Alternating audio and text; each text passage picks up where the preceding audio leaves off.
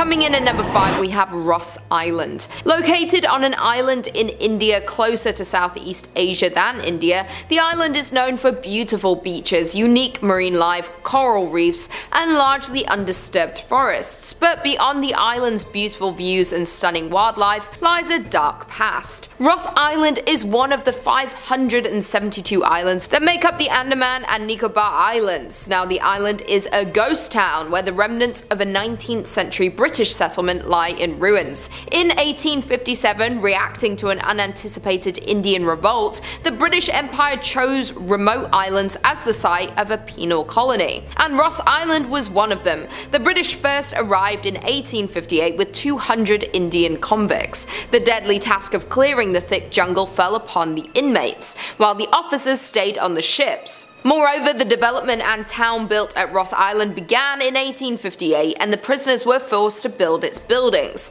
The island was transformed to resemble a British town, with houses, offices, clubhouses, bakeries, stores, churches, and everything else that the British would not miss when they were away from home. The British ruled Ross Island for more than 80 years, up until nature was against the development. In 1941, a gigantic earthquake affected the island and left the town on the island completely ruined. The British thought rebuilding the town would not be worth it, and overnight left the island in complete ruins. Abandoned in the 1940s, the island is now being reclaimed by nature. Homes, a massive church, ballrooms, and even a graveyard all are in varying stages of decomposition, being taken over by an unyielding forest. In at number 4, we have Terlingua, Texas. Near the Mexican border, you'll find the town of Terlingua, Texas. In the 1800s, it was discovered that the area in which Terlingua was built was plentiful in cinnabar, a red mercury sulfide, from which mercury can be extracted. This caused an influx of miners to the area, but it wasn't until Jack Dawson's discovery and production of the area's first mercury in 1888 that it drew a population of 2,000,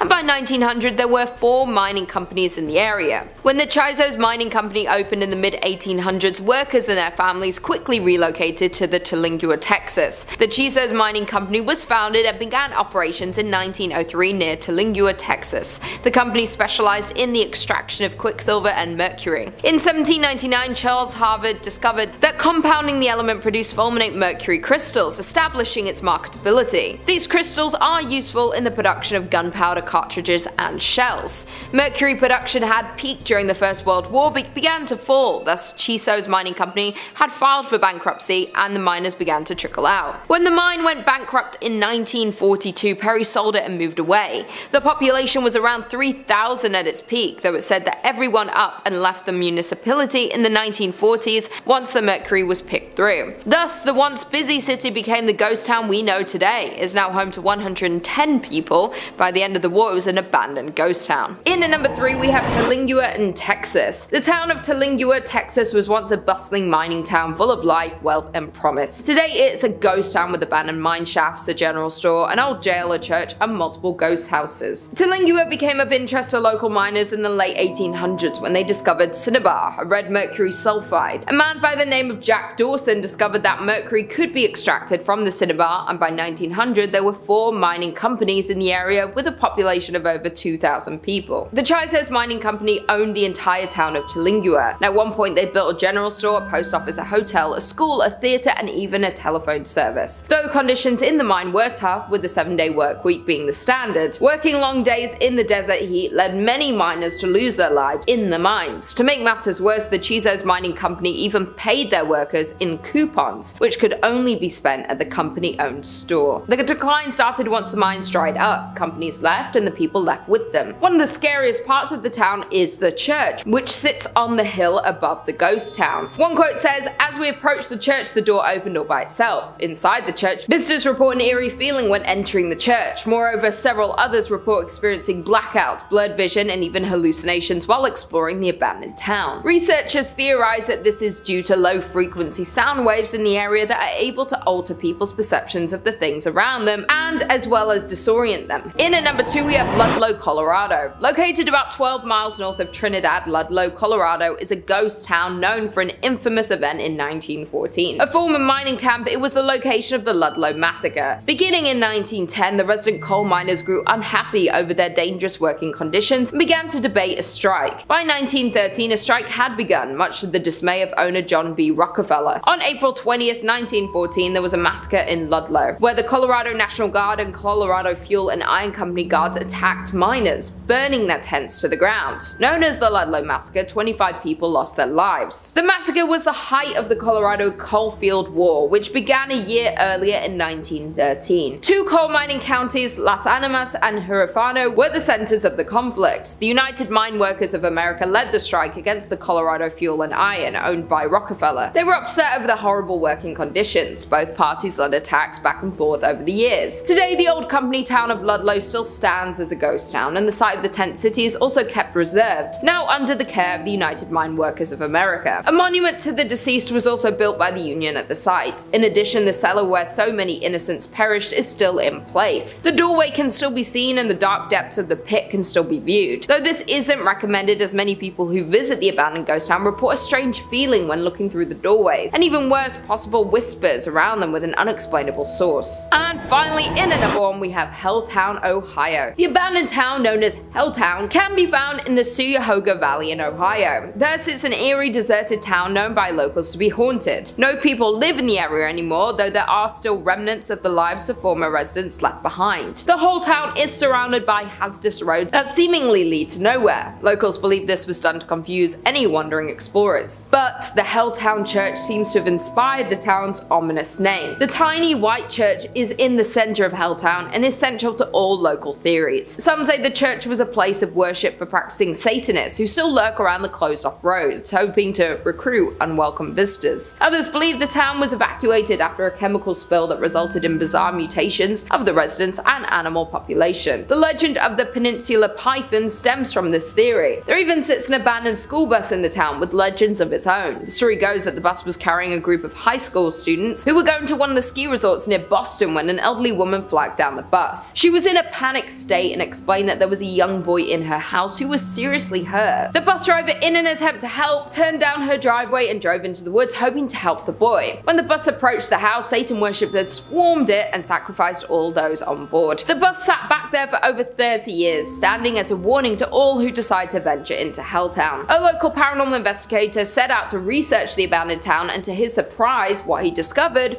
was truly frightening. He describes Helltown as not just truly abandoned, but is home to many spirits and hauntings. His personal experience with a ghost encounter was returning to his car to find strange people looking into his car windows. Both times the people vanished as soon as they saw him approaching the car before he had a chance to speak to them. Coming in at number 5, we have Bodie, California. Located up in the Bodie Hills in Mono County, California near Yosemite, in 1859 4 miners found a good place to look for gold in the hills near the California-Nevada border. Bodie died in a blizzard not long after, but a small mining town sprung up at their camp. The town was home to 10,000 people. Bodie was a mining camp in 1859 where people had seen gold in its hills. Eventually it turned to a well-populated town. Though, like most mining towns, it saw its peak, its losses, and then its decline. Fast forward to 1962 and the town would be fully abandoned. Although it already showed signs of decline with dwindling numbers at the start of the 20th century. A series of fires forced the last remaining residents to flee the town, leaving it almost exactly as it was in the early 1900s. Dinner tables are still set up, shops are still stocked with supplies, and restaurants are still poised to serve long-forgotten meals. Today, the 110 silent buildings sit spaced out for traffic and people that aren't there. Buildings such as a barbershop, a church, a mill, a morgue, and a leaning hotel is held up by a beam have been left untouched for 100 years.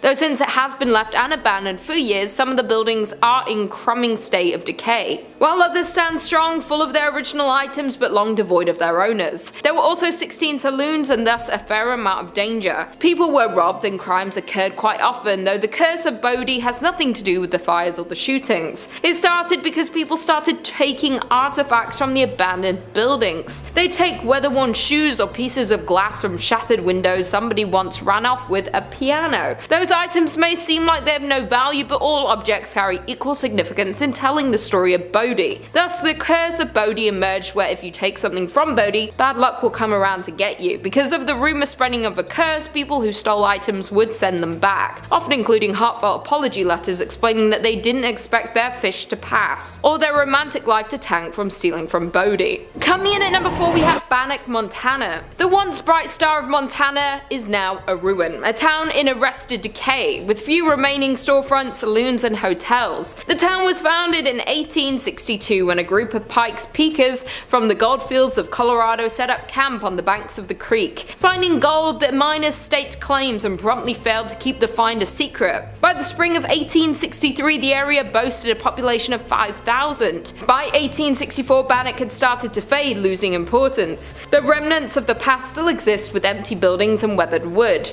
Today over 60 structures remain standing, most of which can be explored. The town is known as a site for paranormal activity. It is known that ghosts of the abandoned town walk the streets of Bannack. The most common ghost story though is the story of Dorothy Dunn. In August 1916, Dorothy Dunn, her cousin Fern and a friend waded into a dredge pond and stepped into deep water, but none of the three knew how to swim. Luckily a passerby was able to save both Fern and the friend, but Dorothy was not as lucky. Today the site of the tragic drowning is referred to as Dorothy's Hole. Sometime after the accident, Bertie saw a ghost of her friend upstairs in the hotel of the town. She recognized Dorothy by her long blue dress. Although Bertie rarely discussed the sightings, other visitors began to report seeing the spirit of a young girl in a long blue dress in the window of the hotel. Others have reported cold spots and some have reported trying to speak to the girl in a long blue dress. Bannack was filled with adult workers, crimes, murders, and of course the notorious sheriff and outlaw Henry Plummer,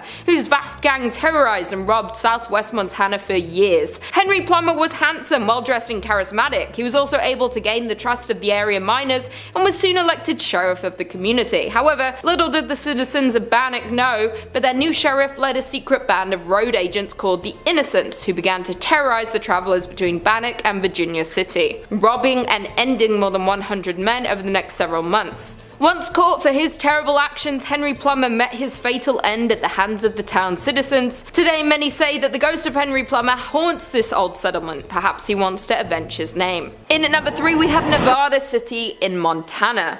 Miners settled in Nevada City in 1963, along with establishing their homes and businesses in this new town.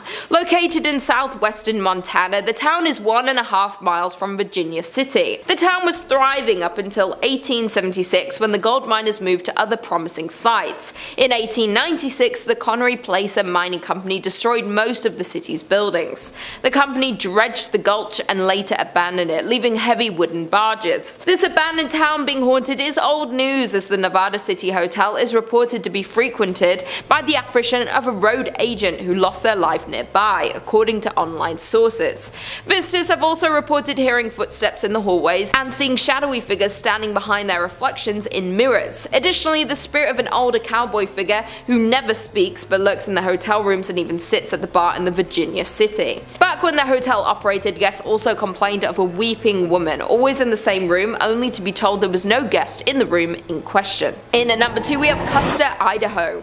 The mining town of Custer was born in 1879 by gold miners looking for their next gold hotspot. Prospectors discovered gold in what would become known as the Yankee Fork area of central Idaho in 1867. The area was worked on a small scale for more than a decade before the discovery of General Custer Mine. The General Custer Mining Company closed in 1888 and the district experienced a sharp decline. In 1899, the town of Custer has 5 saloons, 3 stores, a hotel and 3 boarding houses, but the town never established even one church. By 1910, most of the mines in the area were closed and the Yankee Forks boom years came to an end. The combined population of Custer and the nearby Bonanza was just 66 people. The Silver Messenger reports just 2 families remaining in Custer in 1911 and then being fully abandoned the year following. Today it has been purchased by the US Forestry Service and, in conjunction with the Friends of Custer Society, is slowly being made into a historic site. Some original buildings have already been renovated, some are in process and many others are slated to be restored. Several buildings lost in a 1960s grass fire are due to be replaced with replicas. The forgotten town is a landmark for many people such as tourists and especially paranormal investigators. In the old schoolhouse is a museum containing items left behind and showcases the town's unique history. Although interesting, you can't help but get an eerie feeling thinking about the people who once owned these items, as walking into one of these structures is like walking back in time. To think this town was once active with human energy and miners working every single day. And finally, in at number 1 we have South Pass City, Wyoming. Only about 10 miles north of the Oregon Trail is the shell of a town that used to be a busy gold mining camp. Established in a small valley along the banks of Willow Creek, the town was born in 1867. The town was built there because gold was discovered in the Wind River Mountains. By 1868, South Pass City boasted over 250 buildings, 1,000 people, and hundreds of claims. The town was extremely busy as its half-a-mile-long main street boasted numerous hotels, restaurants, general stores, 2 newspapers, doctors, a bowling alley, and dozens of saloons. The mining district continued to grow to as many as 3,000 residents. Miners looking for investors and newspapers promoting further settlement in the area exaggerated the region's amount of gold. But for South Pass City, its great success wouldn't last, and just 2 years after its establishment would begin to show its first signs of declining. Hitting a fall in early 1869, the town resurged briefly after outsider capital was poured into the area, but would fall again as expenses and hardships to recover the gold proved too costly for most miners. By 1872, the town was only occupied by only a few hundred people. In the end, South Pass would become a permanent ghost town. By 1949, the last of the pioneer families had moved on from South Pass City, and the buildings had fallen into disrepair. The grounds of the old town are known to be haunted, and Highway 287 that follows the route of the Oregon Trail over South Pass, which is the reason South Pass City ever existed, has had its fair share of ghost sightings. According to a local ghost story, a woman was driving home from a long day in Denver. Her friend had fallen asleep in the passenger seat. After passing through Jeffrey City, the driver spotted a dark, hunched figure walking toward the road in the sagebrush. About a half-mile later, she saw the same figure closer to the road. She noted his pig coat as he became clearer. About a half-mile later, still thinking about this man and his surprising reappearance, she reached over to wake her friend and request she take a turn driving. As her friend awoke, she saw the same man at the edge of the road, just crossing the white line onto the highway next to the car. Screaming, they accelerated away and compared descriptions. It was certainly the same man. Coming in at number 5, we have Grafton, Utah. Located just a few miles away from Zion National Park in Utah, the now abandoned town of Grafton can be found. The town was originally established in 1859 when 5 Mormon families nearby were led to establish a town they called Wheeler to plant cotton, which would have been a profitable commodity during the Civil War. After only 2 years, the town was struck by a massive flood starting on January 8th of 1862 that washed away the entire town. However, the pioneers did not give up that easily and moved about a mile upstream and founded a new town named Grafton. They grew cotton, alfalfa, and wheat, but life was harsh and many residents lost their life due to the diseases and various accidents. The mortality rate was also extremely high, which accounts for about 77 total graves in the nearby cemetery. The town flourished for a while despite recurring floods, with a church and adobe schoolhouse being built in 1886, but when the Hurricane Canal was built in 1906, many families started to move to Rockville and Hurricane, and by 1920 only 3 families remained in the town, and in 1944 the town's last residents, Frank Russell and his wife Ellen, moved as well. And although the town is now well maintained by the non-profit volunteer organization of the Grafton Heritage Partnership Project, its dark past can still be felt when exploring the area. People have reported hearing ghostly footsteps over the creaky floors in the empty buildings, as well as the breath of ghostly souls on the back of their necks. The entire town gives visitors a feeling as if being watched, and the shadowy figures can sometimes be spotted in the windows. Another visitor of the ghost town visited the basement of the Russell home and claimed that they found a chair sitting in the middle of the basement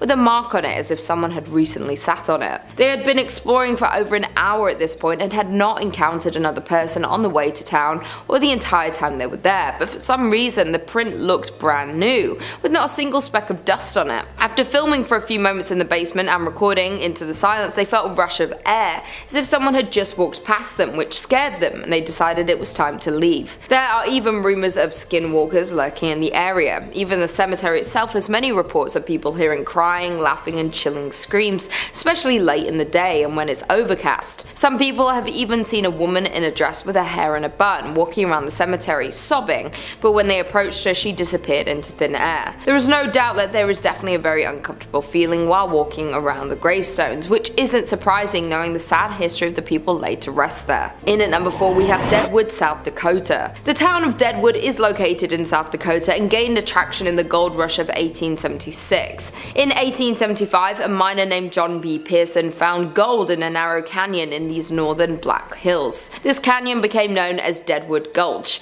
because of many dead trees that lined the canyon walls at the time. Practically overnight, the tiny gold camp boomed into a town that played by its own rules that attracted outlaws, gamblers and gunslingers along with gold seekers. At its height, the city had a population of 5,000, attracting larger-than-life Old West figures back then. The business district comprised largely of saloons, dance halls, card parlors and bodacious bordellos. They were all hungry for gold and did whatever they had to in order to get some. The business did whatever they could to serve the gold diggers, and sometimes that led to a little bit of conflict. Because of this, the now ghost town still lives with stories of its dead residents haunting present-day hotels and saloons. In 1876, Deadwood survived a smallpox epidemic that nearly wiped out the whole town. There were so many infected that multiple tents were erected to quarantine the stricken. In addition, it suffered 3 major fires. One devastating fire occurred on September 26, 1879, destroying more than 300 buildings and consuming the belongings of many inhabitants. Many numerous economic hardships also followed, pushing it to the verge of becoming another Old West ghost town. One of the most paranormally active sites in the ghost town is the Adam House. Built in 1892 after owner W.E. Adams had a stroke on the premises, his wife was so disturbed by the sounds of his ghost still walking around, rocking the rocking chairs and so forth, that she moved and left the house untouched, exactly as it was when he died. Now visitors and employees report having seen a rocking chair rock on its own, encountered a shadowy man standing at an upstairs window and heard voices and footsteps in rooms throughout the house. In at number 3 we have Thurmond, West Virginia. The historic town of Thurmond, located in the heart of New River Gorge, was established by Captain William D. Thurmond in the 1880s. Captain Thurmond passed in 1910, but the town continued its growth. During its height in the 1920s, the town was flourishing with a number of businesses and facilities in the railway industry. Thurmond had 2 banks, 2 hotels, stores, a cinema and offices, yet after a series of setbacks, Thurmond soon went from boom to bust. A number of factors played a role in the town's slow decline. The first problem was the increased rail competition and the emergence of cars. Then in 1930, a fire that led to the closure of the biggest hotel in the town, the Dunglen Hotel, only furthered the decline. The final fate of the town was the Great Depression, and by 1950 Thurmond was a ghost town. Thurmond saw a small revival during World War II when coal was in high demand, but it was not enough. Afterward, the coal fields began to play out. Today Thurmond stands at just 5-person population, which is why it is nearly vacant ghost town, as the remaining residents either move on or pass away. The house and the land it sits on became the property of the National Park Service. Walking around Thurmond today is a sad reminder of the countless other boom towns which once thrived with human activity, but today are silent and forgotten. Many buildings have long since disappeared, either torn down or, as in the case of the well-loved hotel, burnt to the ground in suspicious circumstances. Many of the family homes lie in increasingly decaying condition, while some have disappeared altogether, leaving only behind a white picket fence and wildflowers which still blossom untended each year. The eerie atmosphere of Thurmond led many visitors to believe that this almost abandoned town is haunted. In at number 2 we have Cahaba Ghost Town.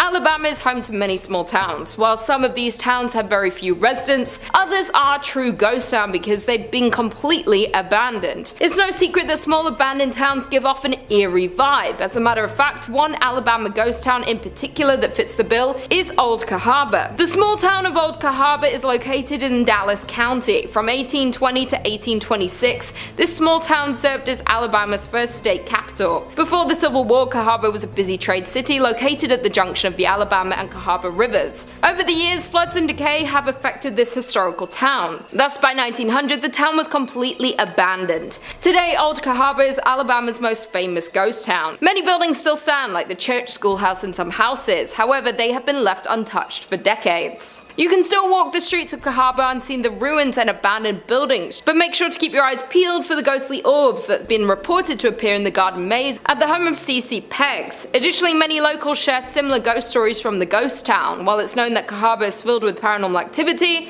one groundskeeper that works at the new Cahaba cemetery has reported hearing voices as they worked. While tourist groups claim to have recordings of unusual sounds, and others say they've captured unexplained lights or shadows in photographs. Another site that's reportedly haunted is the Barker House. This mansion was built in 1860 by Stephen Barker and contained slave quarters behind the house. After people started leaving the town in 1870s, the house was bought by Samuel McGurdy Kirkpatrick. It burned in 1935 and was rebuilt, but today it's in pretty bad condition. The only people usually left inside are paranormal investigators. Reports from said investigators include seeing a ball rolling across the floor on its own, and a stuffed animal appearing to communicate with something else in the room. But the most well-known haunting in Cahaba is Peggs' ghost. Colonel Christopher Claudius Peggs was the leader of the 5th Alabama Regiment and was wounded leading a charge at the Battle of Seven Pines in Virginia in May 1862. He died from his wounds 2 months later, on July 15th. As the story goes, a couple were walking behind Peggs' home in the spring of 1862. As they walked, they spotted a ball of light. They tried to touch it, but their hands went right through it. It disappeared, but later came back and followed the couple. Due to all the mysterious crimes that happened in association to Peggs, seeing an orb around his former house is considered a bad omen and possibly even a supernatural warning. And finally, in at number 1, we have Centralia, Pennsylvania. Located in a quiet valley of Columbia County, Pennsylvania,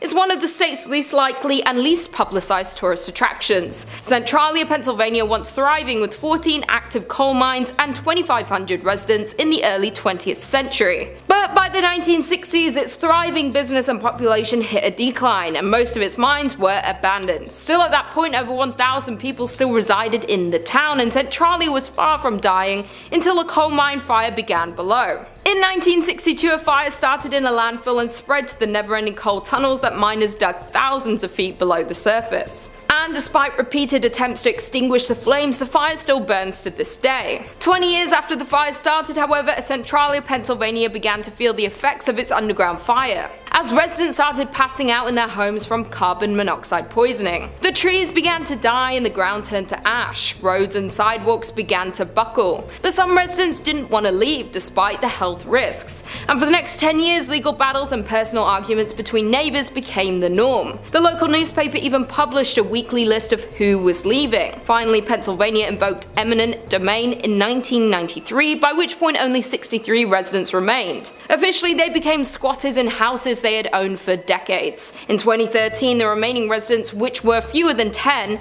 won a settlement against the state. Each was awarded $349,500 and ownership of their properties until they die, at which point Pennsylvania will seize the land and finally demolish what structures remain. In at number 5, we have St. Elmo, Colorado. St. Elmo, Colorado was a former gold mining camp in Chaffee Country. Today, it is one of the best preserved ghost towns in Colorado, as the entire district was placed on the National Register of Historic Places in 1979. The area was originally settled in 1878 and was made official in 1880, when gold and silver began to bring many people to the area. At one point, the population reached more than 2,000 people. In 1881, the Denver, South Park, and Pacific Railroad came through the area and a station was built in St. Elmo. From here, the tracks continued to Romley, Hancock, and through the historic Alpine Tunnel. St. Elmo was considered the main source of supplies arriving by train for the area settlers, and eventually several merchandise stores, 5 hotels, a telegraph office, a town hall, 5 restaurants, 2 sawmills, a schoolhouse, a weekly newspaper called The Mountaineer, and numerous saloons and dance halls filled the town. The miners worked at several mines throughout the area that were rich in silver, gold, copper, and iron. In 1890, a fire destroyed the business section and the town was never entirely rebuilt. This was about the same time that St. Elmo's peaked in population with about 2,000 residents. Afterward, many of the mines were depleted and many miners moved out of the area. More mines continued to fail in the ensuing years and the closure of the Alpine Tunnel in 1910. The state of the structures paired with depleting mines led many in the community in search of new, more prosperous mining towns to call home. The railroad continued to run until 1922, and it has been said that the rest of St. Elmo's population rode the last train out of town, never to return.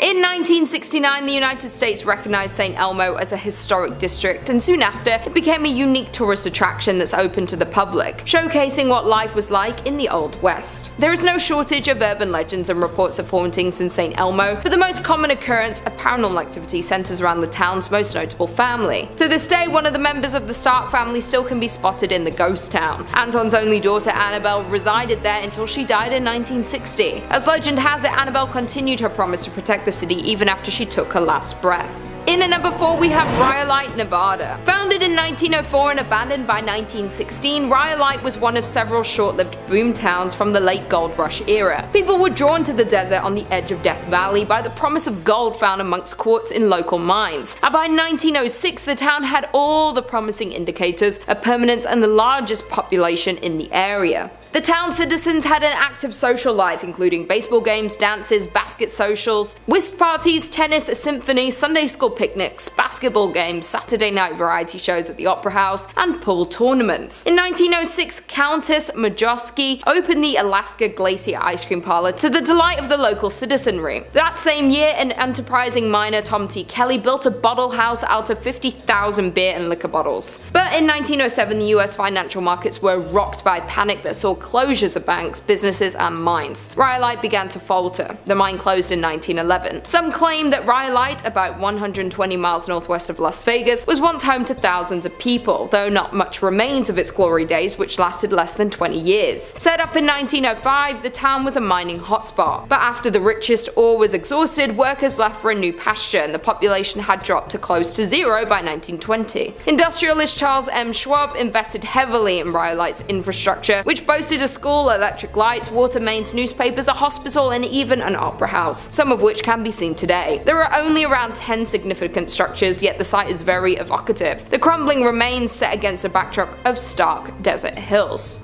In at number 3 we have Kennecott, Alaska. A once flourishing town with businesses, shops, a train, and a lively community is now left as a ghost town. The town of Kennecott in Alaska was flooded with people after copper was discovered in 1900. After the discovery, a group of wealthy investors formed the Kennecott Copper Corporation to mine the mountains above the Kennecott and Root glaciers. In the 27 years the mine was in full operation, the company and town grew significantly in fortune and people, and at its peak Kennecott employed 600 people. But by 1938 the copper was mostly gone, the mine was shut down, and the town was left abandoned. The town was abruptly abandoned by its citizens, leaving most of their possessions behind. Since the middle of the 1950s the place had been completely deserted, with the railroad discontinued service that same year. Reports of ghosts along the abandoned tracks of the Kennecott train have been claimed for decades, while other visitors report having seen old tombstones along the route of the tracks, though the gravestones then vanish by the time the visitors make their return trip. Others have reported hearing disembodied voices and phantom children laughing. Reportedly, a 1990s construction project were halted after workers were scared away by the creepy sounds and unexplainable events.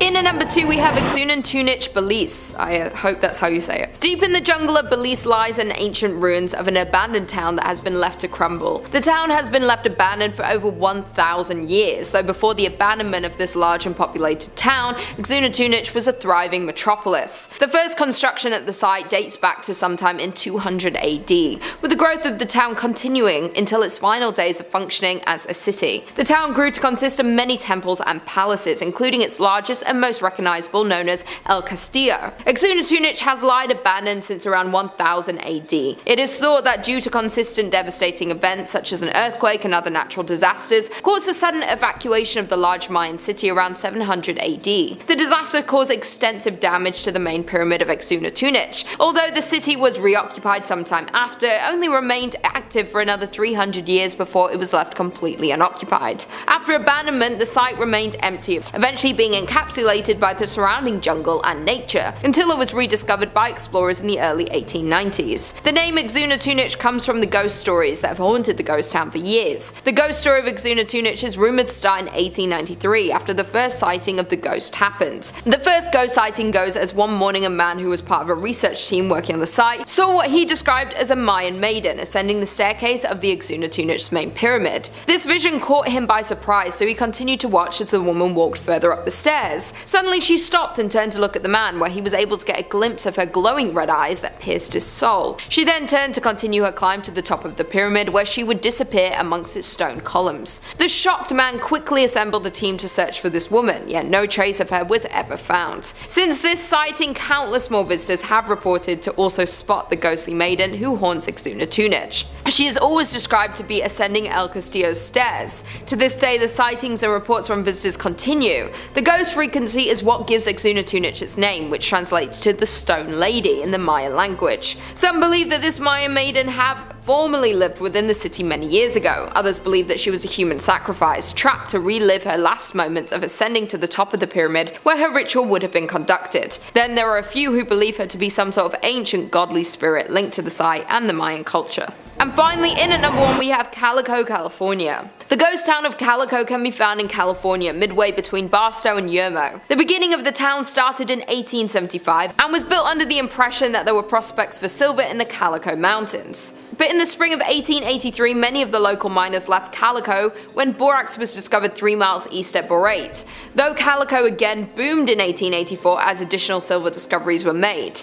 Gaining a population of some 2,500, the town supported 24 saloons and gambling dives that never closed, as well as more establishments such as the church, public school, dance school, and a literary society, along with dozens of retail businesses. By the late 1800s, Calico was bustling with prospectors searching for their fortunes, and the Calico mining district became one of the richest in the state. Calico's final decline began when the price of silver fell in the 1890s, but the break production kept it alive, even through the panic of 1906. They tried to hold on, and borax for a time substituted for the shiny metal that had been Calico's fortune. Calico kept churning out valuable minerals until it finally exhausted its supply in the 1920s. Calico was soon abandoned and left to gradually decay in the desert sun until little remained, but in 1951 it was purchased by the Walter Knott, an ex-miner, and rebuilt as a modern ghost town. He restored the town to mostly how it was, in certain cases rebuilding some of the old structures as they were back in the 1880s. Considered one of the top haunted locations in California, Calico has its fair share of ghost stories, when one of the most active and known ghosts of the abandoned town is Lucy Lane. Lucy is often seen in a black lace dress walking back and forth between her home and store. Others have allegedly seen phantom school teachers and other residents who have been known to grab visitors' legs or pinch their ankles. Some visitors have also reported seeing a floating red light inside the buildings, while other visitors have reported extreme cold spots throughout the mine and an eerie feeling in various places of the town. In at number 5 we have Batsto Village in New Jersey. Located in New Jersey, Batsto Village is a historic community centered around the Batsto Iron Works. The site was ideal for iron work because there was water for mills, abundant wood for charcoal, and naturally occurring bog iron. The well-preserved and lovingly restored village dates back to 1766. As the operation of ironwork grew, so did the village. There were mills, cottages, and over 36 structures and buildings still remain, many from the early 1800s. But by mid-1800s, iron production declined due to the discovery of coal ore. As the need for iron declined, then glassmaking was pursued by the town, but at that point the population already started to dwindle. When Joseph Wharton purchased the property, he primarily focused on forestry and agricultural endeavors. After Joseph Wharton passed in 1909, the property was managed by a trust. The state of New Jersey began buying the land in the 1950s. The last resident to leave the town left in 1936, but not before strange disappearances occurred. According to local legend and a bunch of conspiracy theorists, Ong's Hat offers a portal to a different dimension. In the 1970s, a few professors from Princeton fled there after being mocked by their quantum physics theories. This is when they claimed to have discovered interdimensional travel. According to other local legends, the devil is the 13th born son of the Leeds, the first inhabitants of New Jersey. Mother Leeds gave birth to a healthy baby, who within minutes transformed into this beast. This old ghost town is said to be a hotspot for the Jersey Devil activity, and in the last 50 years there have been numerous reports and encounters with the beast in this area. Some of these encounters include strange tracks along with hearing screams just outside of the village. One sighting of the Jersey Devil comes from a group that saw the creatures crossing the street in front of them. When visiting the village, some say you can feel his presence as if he's walking right behind you. In at number 4 we have Bodie, California. Located up in the Bodie Hills in Mono County, California, near Yosemite, in 1859 4 miners found a good place to look for gold in the hills near the California-Nevada border. Bodie died in a blizzard not long after, but a small mining town sprung up at their camp. The town was home to 10,000 people. Bodie was a mining camp in 1859 where people had seen gold in its hills. Eventually it turned into a well-populated town, though like most mining towns it saw its peaks, its losses, and then its decline. Fast forward to 1962 and the town would be fully abandoned. Although it already showed signs of decline with dwindling numbers at the start of the 20th century, a series of fires forced the last remaining residents to flee the town, leaving it almost exactly as it was in the early 1900s. With the dinner tables still set, shops are still stocked with supplies, and restaurants are still poised to serve long-forgotten meals. Today, the 110 silent buildings sit spaced out for traffic and people that aren't there. Buildings such as a barbershop, a church, a mill, a morgue, and a leaning hotel are held up by a beam and have been left untouched for 100 years. Though it has been left abandoned for years, some of the buildings are in a crumbling state of decay, while others stand strong, full of their original items but long devoid of their owners. There were also 60 saloons and thus a fair amount of danger. People were robbed and crimes occurred quite often, though the curse of Bodie has nothing to do with the fires or the shootings. It started because people started taking artifacts from abandoned buildings. They take weather-worn shoes or pieces of glass from shattered windows. Somebody once ran off with a piano. Those items may seem like they have no value, but all objects carry equal significance in telling the story of Bodie. Thus the curse of Bodie emerged: if you take something from Bodie, bad luck will come around to get you. Because of the rumor spreading of a curse, people who stole items would send them back, often including heartfelt apology letters, explaining that they didn't expect their fish to pass or their romantic life to fail from stealing from Bodie. Number 4 on this list is Craco, Italy.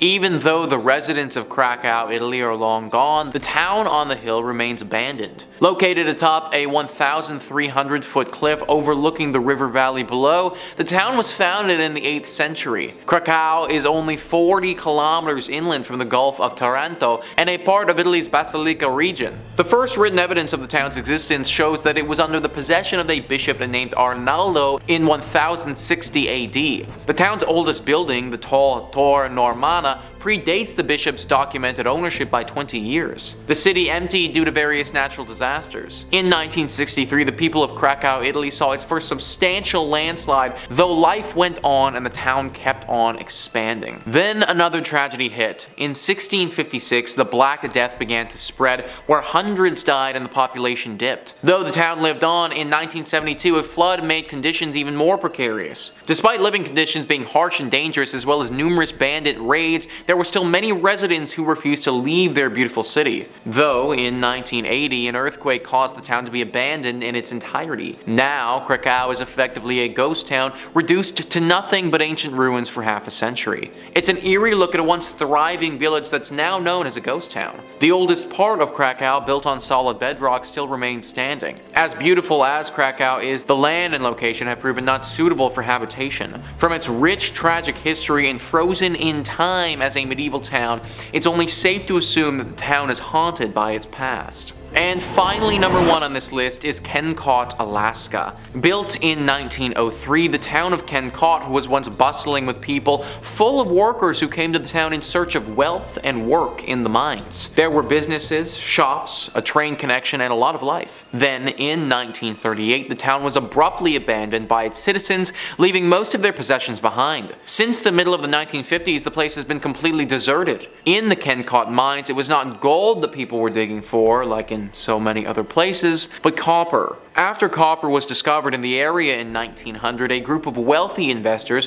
formed the Kennecott Copper Corporation to mine the incredibly rich veins in the jagged mountains. In the 27 years the mine was in full operation, the company made more than $100 million and a company town grew around the mine. It grew quickly into a major town with a school, a hospital, a saloon, and a brothel. But by 1938, the copper deposits were mostly gone, the mine was shut down, and the town was abandoned. The railroad discontinued service that same year. Over the years, visitors exploring the ghost town and Kennecott historical landmarks have claimed they've seen tombstones just off the old dirt path and in places where the old copper railroad used to be. Widespread and well-known stories of hauntings along the old railway track have been reported from the region. Back in the late 1990s, the state of Alaska was said to have begun developing a government housing tract out along the trail that once marked the old copper railroads. But during construction, workers so regularly recounted phantom visions and disembodied voices of both children and adults along the old copper railroad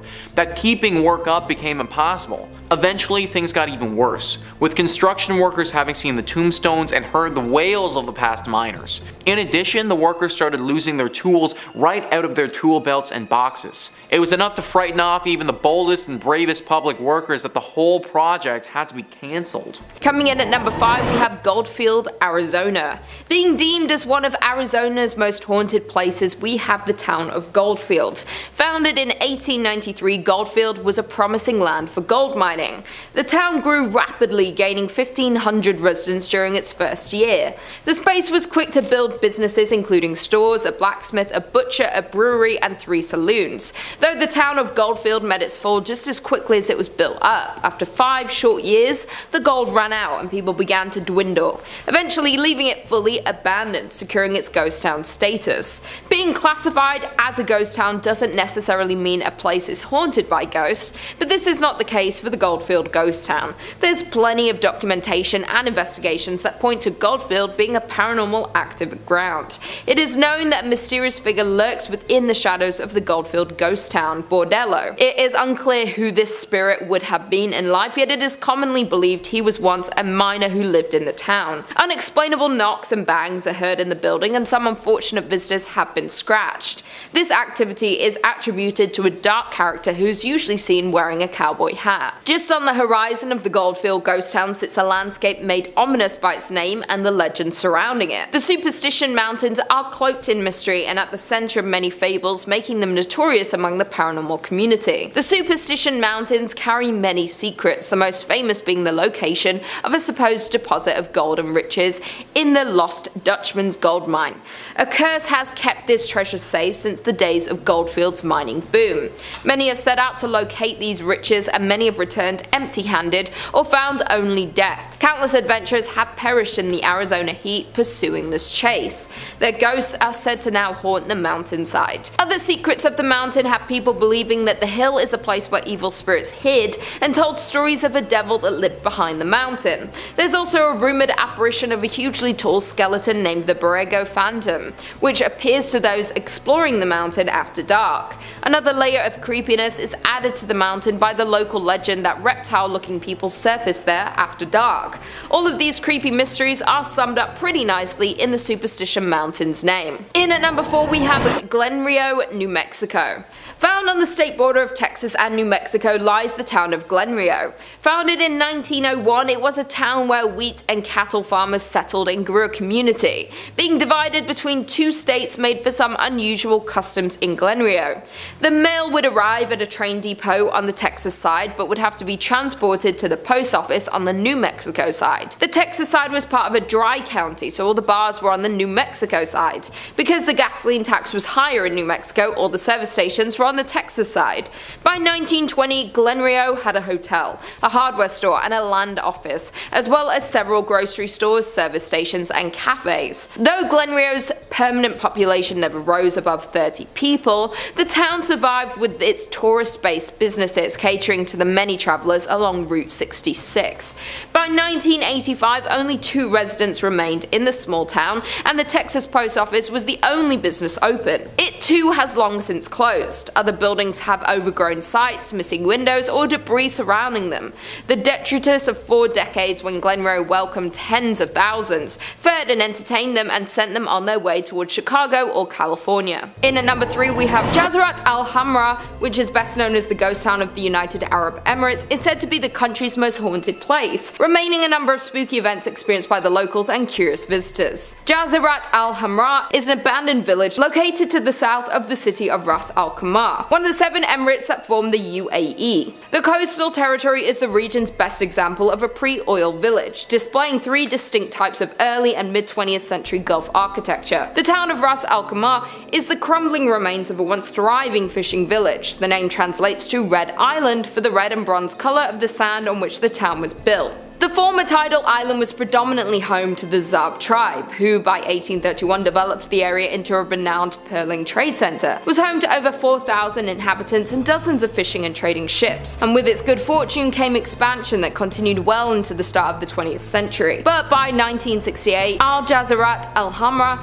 became nothing more than an abandoned town, due to a clash between the tribe and Sheikh Saka bin Mohammed of Ras Al Khaimah due to some unclear reasons. Thus, most of them migrated to Abu Dhabi. The village consisted of 334 buildings, including 18 shops and 11 mosques, and is nearly unchanged since its people left in 1968. Jazirat Al Hamra, now filled-in patch of land in the south of Ras Al Khaimah, remained abandoned and untouched. However, rumor has it that this extraordinary quiet and silent village is extremely haunted by the jinns. People even gossip that they can hear the strange noise and disembodied voices near the beach of this ghost village. Many visitors also assert that they felt uneasy, like danger was lurking, waiting for them when they pressed on further into the haunted village. Some of them even claimed to have reported seeing unexplainable handprints on the ruined pillars and walls, and experienced many more paranormal things within this haunted ghost town. In at number 2 we have Pyramiden, Norway. Some say that the Soviet town of Pyramiden, Norway was abandoned overnight, and for a good reason. Located in Svalbard, an archipelago situated between Norway and the North Pole, Pyramiden can be reached by boat from about mid-May until the beginning of October, when waters bordering the town are free from sea ice. Established in the 17th century, the town was used as a base for whaling and walrus trapping. Though at the start of the 20th century the culture shifted to coal mining. At first, Pyramiden was a sleepy place with hardly any residents at all, but after World War II the Soviets allocated more money to the town. They constructed dozens of new buildings, including a hospital, a recreation centre called the Cultural Palace, and a large cafeteria. In the 1980s, the town's population reached its peak of more than 1,000 people, but not long, due to the wake of the Soviet Union's dissolution, the town would be left completely abandoned. As when the Soviet Union fell apart, mining stopped in Pyramiden, and the miners had to leave. On March 31st, 1998, the last coal was extracted from the mine, and the approximately 300 workers who still lived there began shipping out. The residents never returned, and today the town still stands much as it was when the last men departed. And finally, in at number 1 we have Batsto Village, New Jersey. There are around 28 known ghost towns in New Jersey, but this one has to be the most terrifying. Founded in 1766, the Batsto village was built primarily to accommodate once prosperous ironworks. At the time, the site possessed 3 valuable resources: water for mills, abundant wood for charcoal, and naturally occurring bog iron. During the Revolutionary War, Batsto supplied the Continental Army with iron, while its remoteness protected it from British attack. In 1784, Batsto was bought by William Richard, whose family owned and operated the ironworks for 92 years. Following the discovery of coal and ore in Pennsylvania, in the 1840s the iron industry began to dwindle in the Batsto village. Nervous they were going to run out of business, the Richards family exploited another abundant local resource, sand, to make glass. But in 1874 a house fire spread and destroyed the glass making facilities, remaining furnaces, and 17 houses that were in the town. Due to the destruction of the glass facilities, the town of Batsto and the Richards family fell into bankruptcy. The Richards and many of the villagers moved away after the accident, leaving the site silent. In 1876 the property, along with huge tracts of land around it, was purchased by industrialist and businessman Joseph Wharton, with the plan of reinventing the declining town into an agricultural, foresting and cranberry farm. But after his death in 1909, the land was held by a trust until purchased by the state in 1954 to form the Wharton State Forest. The state's plan for the town was to restore its 50-room mansion, as well as to rebuild the dam that was located on the lake, though the efforts to reinvent Batsto weren't enough to save it from its inevitable end. As when the state of New Jersey bought the village with a plan of improving it, the residents didn't see a future in the town, so they all left it, with roots that can be traced back to 1766 and the last remaining resident leaving in 1989. There are more than 40 structures still standing in the historic town, including a charcoal kiln, carriage houses, stables, ice and milk houses, a blacksmith, general store, gristmill, and a wheelwright shop, though they are all left untouched since the last residents left in 1989. Number 5 on this list is Pripyat, Ukraine. Once a growing and bustling Ukrainian city, Pripyat is now a shell of its former self and likely haunted. Located in northern Ukraine and about 90 kilometers from the capital of Kiev, the town used to have a community of 50,000 people. But in 1986, the Chernobyl power plant had a horrible disaster, and the nuclear fallout that ensued was catastrophic. The plant had 4 nuclear reactors, and on April 26, 1986, reactor number 4 blew up during a test. The Soviets were initially reluctant to make the disaster public, but had no choice when nuclear reactors 1,000 miles away in eastern Sweden began recording radiation levels 10 times higher than normal. Fire from the explosion had sent plumes of highly radioactive fallout across the USSR and Europe. Being just 2 kilometers away from the Chernobyl nuclear power plant, Pripyat and its residents was dangerously close to the nuclear fallout. The human body isn't made to withstand that level of radiation, and all areas near the blast had to be evacuated immediately. The town of Pripyat and all of its tens of thousands of residents was no exception. Decades have passed, and this place has been eaten alive by time with no human intervention. With the horrible radiation fallout as well, who knows what sort of creatures are lurking here now? Its buildings have decayed and been partially reclaimed by the elements, and wild animals that roam through apartments people used to call home, sports complexes, and amusement parks. In the town post office, hundreds of letters from 1986 still sit waiting to be mailed. While radiation levels in Pripyat have dropped enough in recent years to allow former residents to make brief visits, scientists estimate that it could take several centuries before the town is once again safe for habitation. Number 4 on this list is Gunkanjima, Japan. Being 480 meters in length and 160 meters wide, this small island holds a lot of history and ghost stories. Just 15 kilometers from Nagasaki and in front of the Japanese coastline. In the late 1950s, the island had a population of over 5,200 people. The people that resided in the Gunkanjima island were mostly coal miners and their families. Since the island is so small, at its peak in population, it was once the most densely populated place on the planet, 9 times the population density of Tokyo. Now the island is left completely abandoned and is effectively crumbling to pieces. The coal mining facility was previously called Battleship Island because its buildings and seawall make it resemble a warship. As for the island's fate, it was abandoned in the 1970s when petroleum fuels made coal obsolete. But abandoned does not mean empty, because the ghosts of the past have taken over the island and its buildings. The buildings were built by Korean and Chinese prisoners who were forced to work here from 1930 to just after World War II. The conditions of these forced laborers were hard,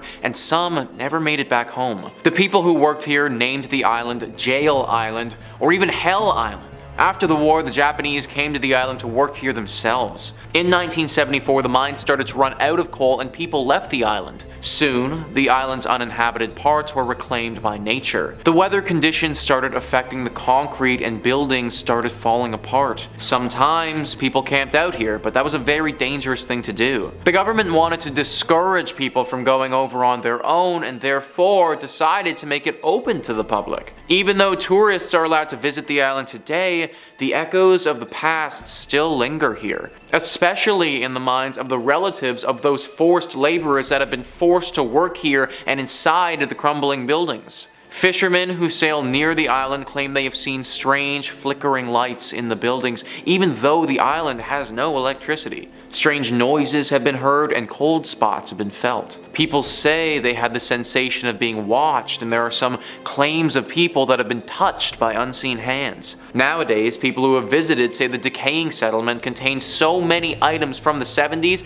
that it almost looks as if people still live there. Day trippers beware, though, as exploring Hashima takes organization and many of the building structures are dangerously unstable. Number 3 on this list is Deception Island in Antarctica. Deception Island can be found just off the northwest Antarctic peninsula in the South Shetland Islands. The island itself is quite remote and can only be reached by ship. The island was once known for being the safest harbor in Antarctica and used as a sealing and whaling station, having interested Britain, Chile, and Argentina for a place of science and military, where Britain ended up using it as a military base, but not for long, as it was deserted when volcanic activity destroyed it in 1960. Today, Deception Island is a popular Antarctic tourism destination and a scientific outpost for summer research teams from Spain and Argentina. With a history rich in destruction and conflict, the horseshoe-shaped landmass can leave visitors with more than a touch of nostalgia and even the uneasy feeling that the island is true to its name,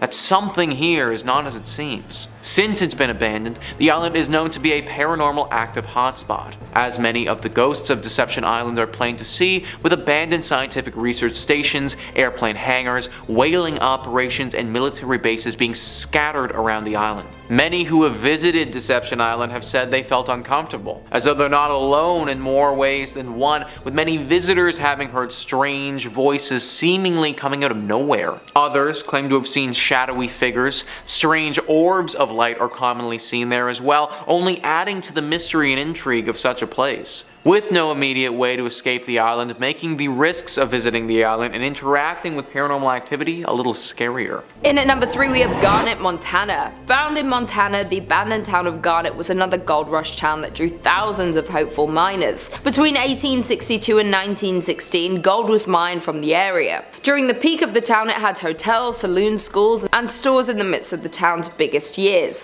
A 1912 fire burned down half of the town, and what was lost was not rebuilt. Many of the remaining structures were in poor condition even when they were lived in and regularly visited. This marked the decline of the town, as after 1917 the mine began to offer less and less, and by the time of World War I the town was almost fully abandoned. Garnet is perhaps the best preserved coast town in the state of Montana. There are plenty of people who believe the abandoned buildings are still home to some of the residents who once lived there. Some visitors have reported hearing laughter and music coming from Kelly's Saloon, which is the most common occurrence. I quote, "We didn't experience anything bordering on the supernatural during our visit, but we did find the beautifully preserved artifacts to be windows into Garnet's incredible past." Coming in at number 2 we have Jerome, Arizona. Located in Arizona, you will find the ghost town of Jerome. Once a copper mining town, Jerome was the third largest town in the early 1900s. Its streets were filled with 37 saloons, 13 bordellos, and a meager 4 churches in 1917, and again in 1926 after a mine blast damaged the original. A series of ill-fated events at this site would almost lead one to call it cursed.